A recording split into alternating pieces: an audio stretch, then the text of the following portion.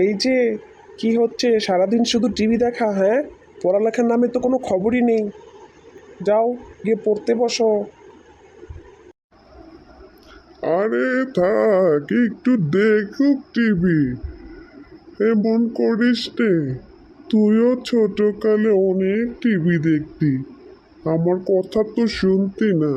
তোর মতোই হয়েছে তার ছেলে।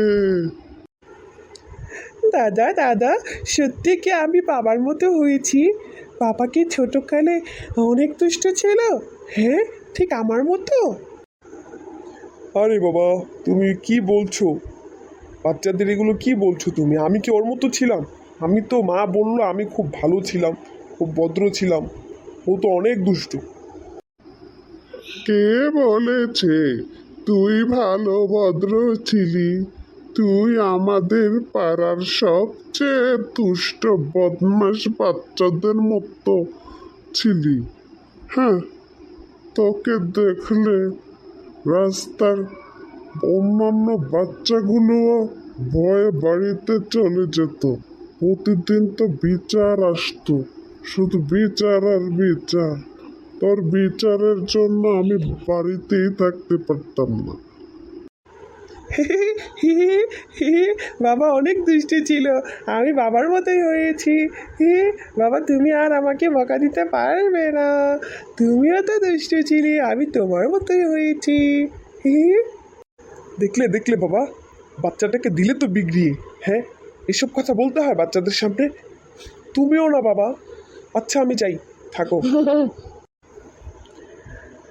দাদু দাদু, বাবা চলে গেছে, আসো চলো আমরা গল্প করি। আচ্ছা আসো, শোনো, এখানে বসো। তোমাকে দেখি কিছু পড়া ধরে, তুমি পড়া পড়তে পারো কি না? আরে দাদু, জানো আমি আমার ক্লাসের সবচেয়ে ভালো স্টুডেন্ট। তুমি আমাকে যে কোনো প্রশ্ন করে দেখো। আচ্ছা, তাহলে বলতো দেখি, এ ফর কি, বি ফর কি হয়? আচ্ছা। আরে দাদা, এটা তো অনেক সহজ। এ ফর আপেল হয়, বি ফর বানর হয়, সি ফর ছাগল হয়, A B C D, D for D for পাতলা ডাল হয়, ই ফর ঈগল হয়। দেখেছো, আমি সব পারি। ওরে বাবা রে, এগুলা কি বলছিস? কে শিখিয়েছে তোকে এগুলা? স্কুলে কি এগুলা শেখায়?